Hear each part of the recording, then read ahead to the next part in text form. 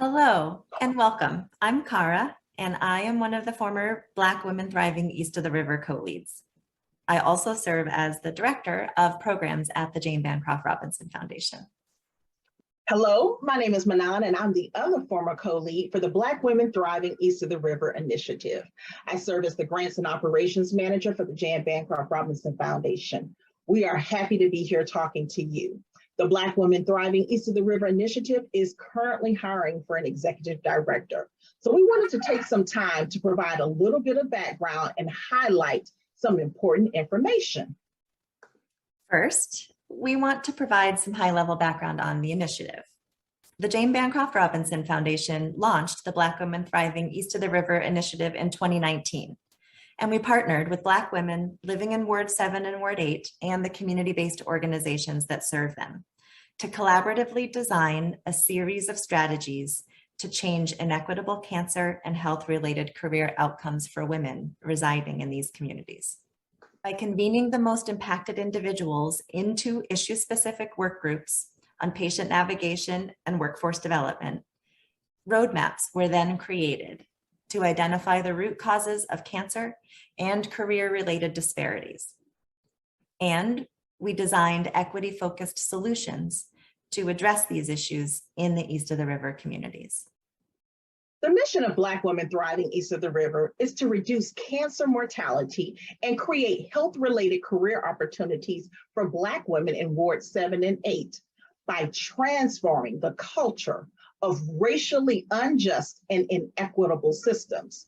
We see a city where Black women thrive in Ward 7 and 8 because they have access to racially equitable opportunities and resources that lead to optimal health. You can learn more about the initiative by clicking on the video links available in the position description. As stated in the position description, we are seeking a community-centered leader and dynamic advocate to serve as Black Women Thriving East of the River's executive director. The executive director will lead and co-develop the initiative's administration, program development, strategic planning, and fundraising. To be considered for the role, candidates must identify as Black Women X and/or demonstrate a strong affinity for the unique experiences of Black women living east of the Anacostia River. In addition, the ideal candidate will have demonstrated success in working with Black women. These criteria were developed by the women around the Black Women Thriving East of the River table to ensure that the successful candidate's values and priorities align with those of the initiative. Also, it's important to note that a degree is not required to apply for this position. The Black Women Thriving East of the River initiative recognizes lived experience as expertise. During the last 3 years, in addition to mapping out cancer navigation and workforce development interventions, the initiative has worked to plan the initiative's strategy and sustainability. As a result, the executive director's most significant role during the first 18-month contract period will be to lead the transition of Black Women Thriving East of the River from an initiative incubated by Jane Bancroft Robinson Foundation to its own program with a new home or fiscal sponsor. We will defer to the executive director's preference on the most ideal programmatic arrangement, such as where the program is housed and how it is structured. As a result, the responsibilities highlighted in the position description fall under 2 categories, specific to the first 18 months and ongoing. It is important to note that the majority of the responsibilities in both lists overlap. The Jane Bancroft Robinson Foundation will provide the infrastructure funding for this position and Black Women Thriving East of the River's team building during the next 3 years until the initiative is sustained via another entity and operational funding is on track. We are happy to share the draft budget with candidates during the interview process. While the successful candidate will be initially serving as a consultant, the true hope and expectations are for this candidate to naturally transition to a permanent full-time employee with benefits once that new home is established. And we mentioned that we anticipate this would take about 18 months. So at that time, we'll want to ensure that the arrangement is still working for everyone involved. So our collective partnership will undergo a 360 review to evaluate whether transitioning to a permanent executive director is the right next step for everyone, and especially from the perspective of the successful candidate. Manon and I have historically served as co-leads, and as we mentioned before, we are employed by Jane Bancroft Robinson Foundation. And we're transitioning out of our co-lead role to the role of funders and thought partners for the executive director. We recognize that there is an inherent power dynamic in any relationship between funders and those who are being funded.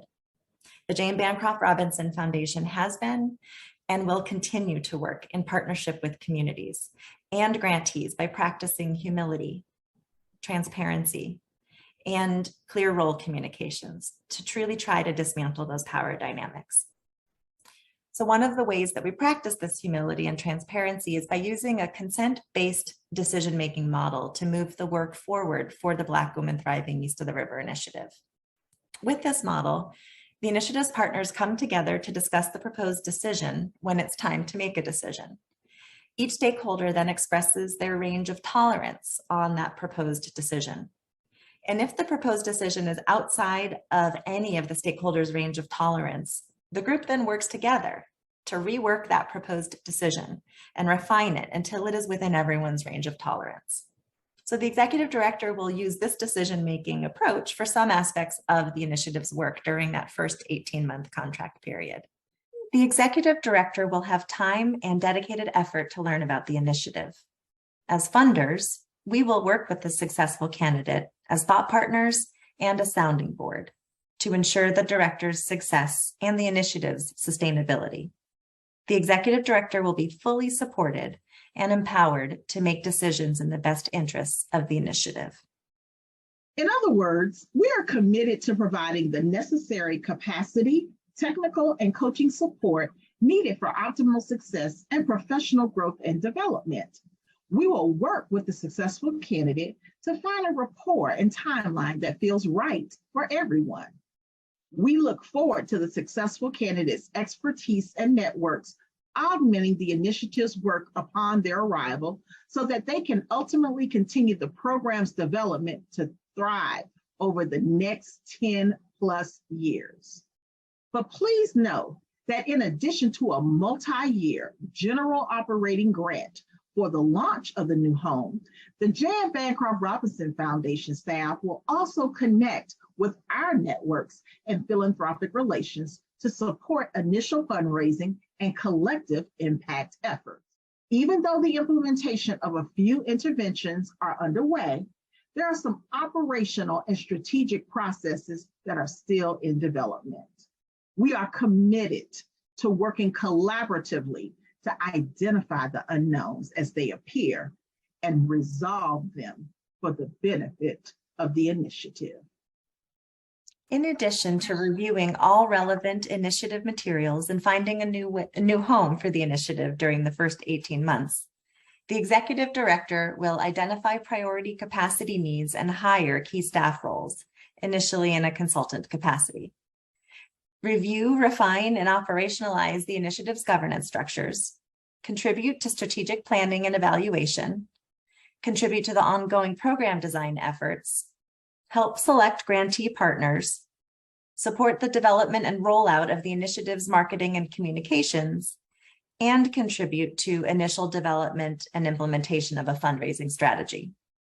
It's important to note that we ultimately envision ongoing fundraising needs becoming a core function of the executive director's job, but that will always be backstopped by Jane Bancroft Robinson Foundation, other funders, and advisory committee members.